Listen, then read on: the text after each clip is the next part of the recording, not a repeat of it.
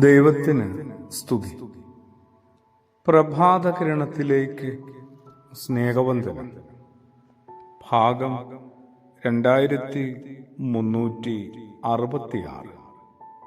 ഇന്ന് ജൂൺ മാസം 23 തീയതി, 174 ദിവസത്തിലെത്തി.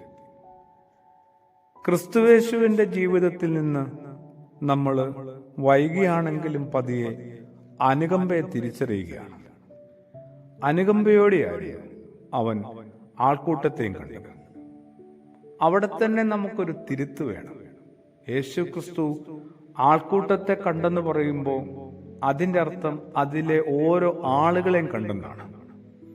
ഓരോ വ്യക്തിയെയും വേർതിരിച്ച് കണ്ടെന്നാണ്. വേർതിരിവൊക്കെ നമ്മുടെ ഉള്ളിലുണ്ട്. അതേത് വിധത്തിലാണ് നമ്മൾ അപ്ലൈ ചെയ്യുന്നതെന്ന് ഓരോരുത്തർക്കും അറിയാമല്ലോ. ക്രിസ്തുയേശു ആവട്ടെ ആൾക്കൂട്ടത്തിനകത്തെ ഓരോരുത്തരെയും വെവ്വേറെ തിരിച്ചറിഞ്ഞു എന്നുള്ളതാണ്. അവിടെയാണ് നമുക്ക് പൊതുവെ സാധിക്കാതെ പോകുന്നത്. ക്രിസ്തു അനുയായിയാകുമ്പോൾ, ക്രിസ്തു മൂല്യങ്ങളോട് ചേർന്ന് നടക്കുന്നവരും ജീവിക്കുന്നവരുമായി നമ്മളെ തന്നെ വിശേഷിപ്പിക്കുമ്പോൾ എന്തുകൊണ്ടാണ് കുറച്ചും കൂടി അനുകമ്പയാർന്ന ഒരു ഇടപെടൽ നമ്മളിൽ നിന്ന് നമ്മൾ ആയിരിക്കുന്ന ഇടത്തും പരിസരത്തും ഉണ്ടാകാതെ പോകുന്നത്? അതിന് അർഹതയില്ലെന്നാണ്. ഒപ്പമുള്ള മനുഷ്യരെയെല്ലാം ഓർത്തിട്ട് നമ്മുടെ അനുകമ്പയാർന്ന ഇടപെടലിന് ശരിക്കും അവർ അർഹരല്ലേ?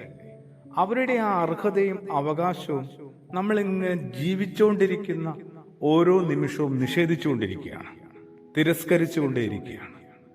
സത്യത്തിൽ എത്ര കടുത്ത പാപമാണ് ഓരോരുത്തരുടെയും ക്രിസ്തീയ ജീവിതത്തിനകത്ത് ആവർത്തിച്ചുകൊണ്ടേയിരിക്കുന്നത്. ഒരുവൻ ക്രിസ്തുവിലെത്തിയാൽ അവനൊരു പുതിയ സൃഷ്ടിയാണെന്നൊക്കെ പൗലോസ് അപ്പോസ്തലൻ പഠിപ്പിക്കുന്നതിന്റെ ശരിയായ അർത്ഥം എന്താണ്? അവൻ പുതിയ സൃഷ്ടിയാണെന്ന് പറയുന്നത് ഒരു പുതിയ ക്രിസ്തുവാണെന്നാണ്. വീണ്ടും ക്രിസ്തു രൂപപ്പെടുന്നു എന്നുള്ളതാണ്. അതോടുകൂടി ക്രിസ്തുവിന് ഇണങ്ങുന്ന വിധത്തിൽ കാണേണ്ട, കേൾക്കേണ്ട, മനസ്സിലാക്കേണ്ട, ഇടപെടേണ്ട ഉത്തരവാദിത്വത്തിലേക്കാണ് ഒരാൾ എത്തുന്നത്. അതില് ആദ്യം നമ്മൾ മനസ്സിലാക്കേണ്ടതും പതിയെ സ്വന്തമാക്കേണ്ടതുമായ കാര്യം ഈ അനുകമ്പയാണ്, കമ്പാഷനാണ്. തീരെ അനുകമ്പയില്ലാതെ, അനുഭാവമില്ലാത്ത മനുഷ്യരായി നമ്മൾ മാറുന്നു. നമ്മൾ മനുഷ്യരാണോ എന്ന് തന്നെ സ്വയം ചോദിക്കേണ്ടി വരും. ചിലരെയൊക്കെ നമ്മൾ ഓർക്കുമ്പോഴും കാണുമ്പോഴും അവരുമായി ഇടപെടുമ്പോഴും നീയൊക്കെ മനുഷ്യനാണോ എന്ന് ഒരുപക്ഷെ ഉറക്കുകയും അല്ലെങ്കിൽ ഉള്ളിലുമൊക്കെ ചോദിച്ചു പോകാറുണ്ട്.